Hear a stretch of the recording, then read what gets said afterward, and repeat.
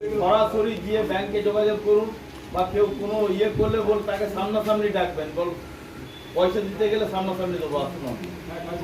কেউ মোবাইলের মাধ্যমে কোনো ট্রানজ্যাকশনের মাধ্যমে কেউ কোনো ইয়ে দেবেন না, টাকা পয়সা কোনো ওটিপি শেয়ার করবেন না মোবাইলে।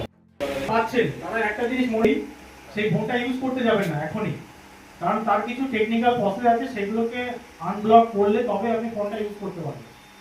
সেটা এখন এই মুহূর্তে আপনাদেরকে ফোনটা দিয়ে দিচ্ছি। জাহাঙ্গীর শাহকে, জাহাঙ্গীর শাহ আগে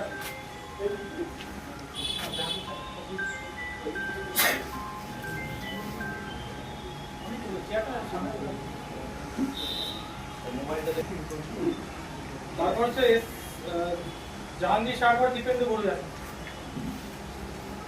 মোবাইলের মাধ্যমে। সুবীর মোলা